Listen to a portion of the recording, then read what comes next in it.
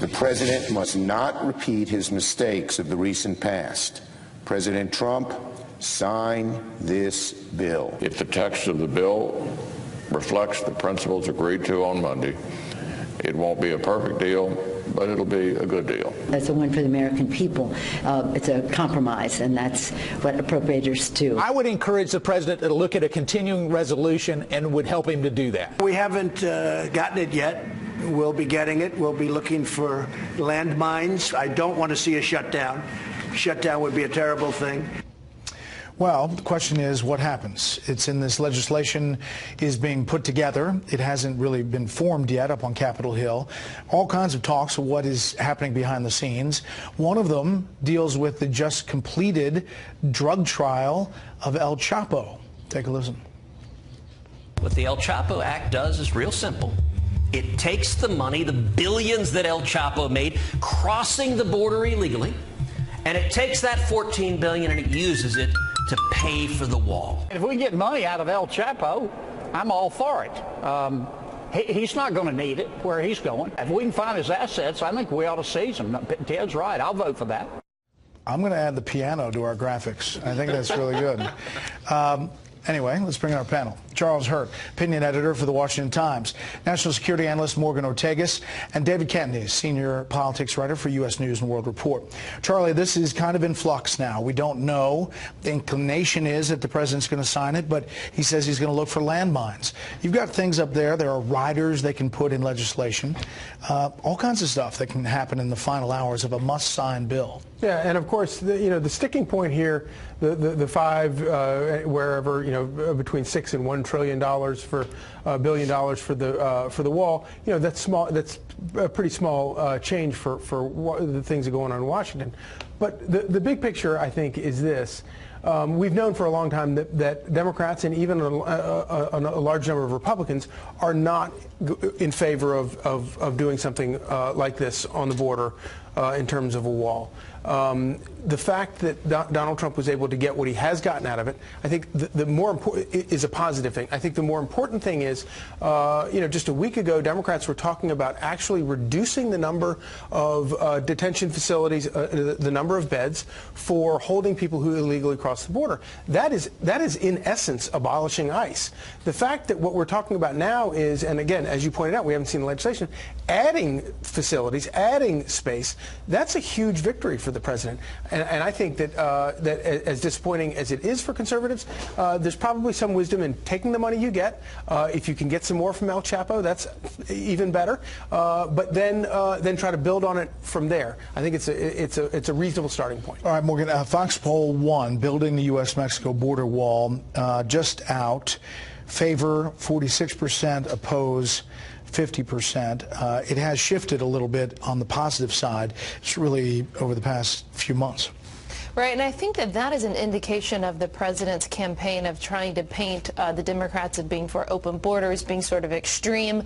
Going back to Charlie's point here, I wish the Freedom Caucus would learn to protect the quarterback a little bit more. There's some wins that Charlie just talked about in this bill. He also got more money for judges. Nancy Pelosi said that the president would not get $1 for the wall. He has $1.375. Now, the entirety of that can't be used from the wall, but it went from not getting $1 to getting some real wins in this bill. And what he's ultimately going to be able to say as he goes into 2020 is finish the wall, and that's going to go in with the Keep America Great slogan. And he's going to be able to say, I'm now fighting this fight on my own terms. I'm the only one who could do this. So is it perfect? No, but nothing's ever perfect in Washington. So I think there's enough wins for the president to move forward. Meantime, Democrats collectively seem pretty happy with this negotiation. Take a listen. The overwhelming majority of the House Democratic caucus will support this legislation. It will invest more in border security. It'll invest in modern technology. It'll invest in more border fencing. President Trump, in politics, to quote the Rolling Stones, you can't always get what you want. So ask the question a different way. Fox Poll 2, budget deal that includes money for a barrier, security, humanitarian aid, And look at the numbers. Huge, because it doesn't say the word wall.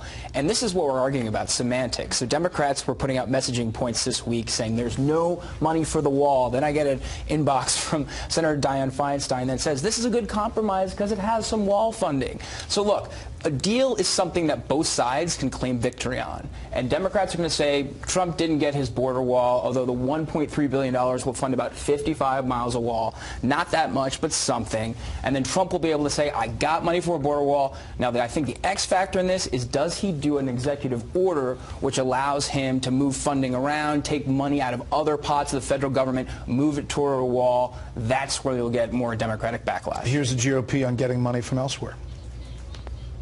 With the wall, they want to be stingy, but we have options that most people don't really understand. I think the president's inclined to accept the agreement, move on, and try to find money elsewhere. He can grab other money that's out there and use that to build the wall to finish off from the $1.4 billion that's inside this bill.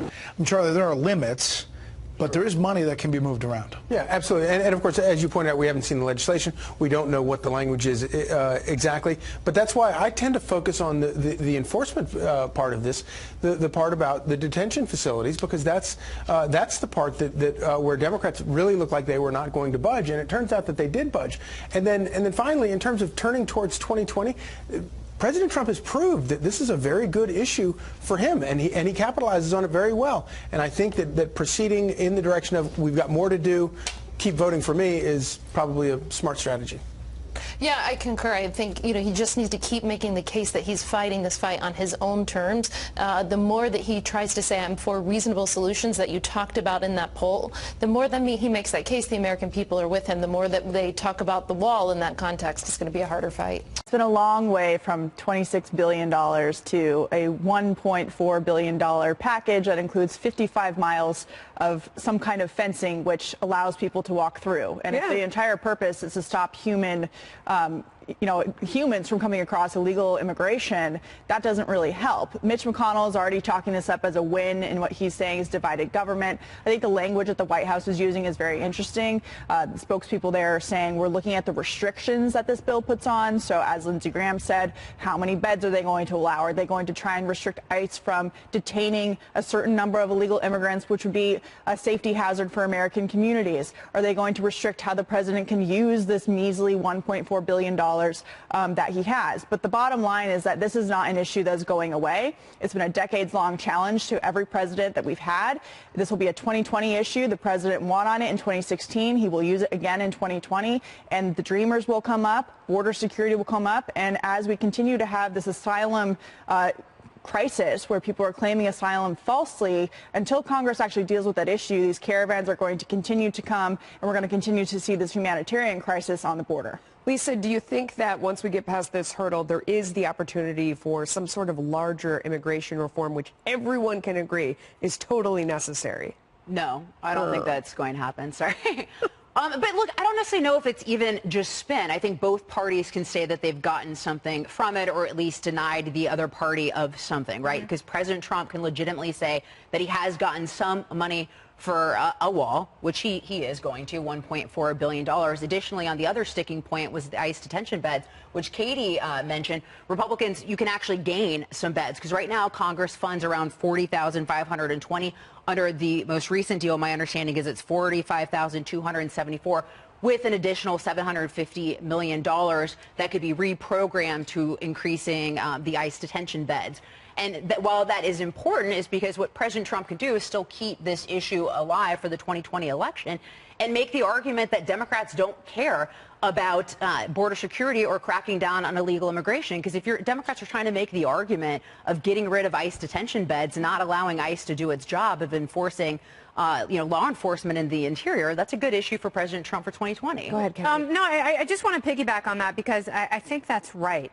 And you talk about 2020 and the implications, and then you look at the people who have been at the forefront of this appropriations special committee, and it's no one who's running for president. And obviously, it's like when we're talking about detention beds and fencing, it's like addressing the cause of a cold by arguing Kleenex versus Sudafed. And really, you need researchers in the lab trying to figure out how to combat and defeat a cold. And no one really wants to tackle those structural immigration problems. And that's where some of these 2020 contenders could come forward, particularly the Democrats in the Senate, who really want the job to say, this is what fixing immigration looks like. And Amy Klobuchar said, well, you know, we should punish people for hiring illegal immigrants. And it's like, well, you have a lot of businesses who are like, we need the labor right now because there is, for the first time in a long time, a labor shortage in this country. So you have to practically tackle those things.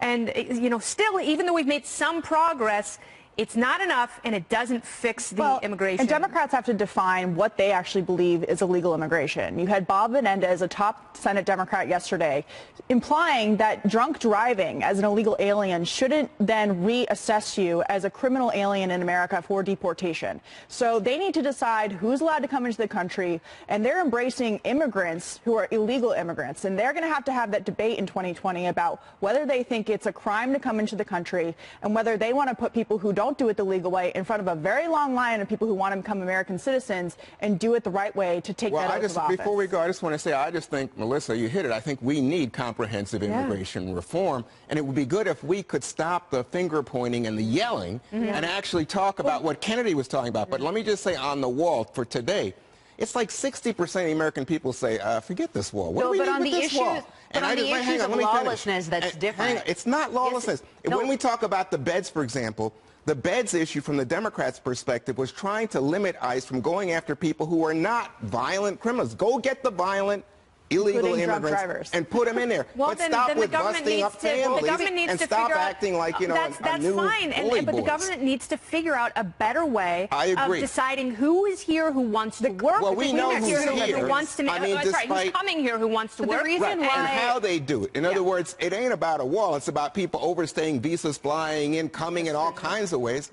But the political symbolism was so important to President Trump that he shut down the government, took people's paychecks, shut down America for that period. I think that was outrageous. But it's this symbolism that is the reason why people are so divided on the wall. Because if you look at the issues of lawlessness, Americans don't want lawlessness. Nobody does. No, but Democrats do, because to Katie's point, Senator Bob Menendez was also saying that President Trump is trying to criminalize people that cross the border undocumented. Guess what? That's a crime. Not if you're seeking asylum. No, it is still a crime to cross the border illegally. You can still apply for asylum, but it's not according to a crime. Okay, Okay, go ahead. Supreme Court opinion by Justice Kennedy.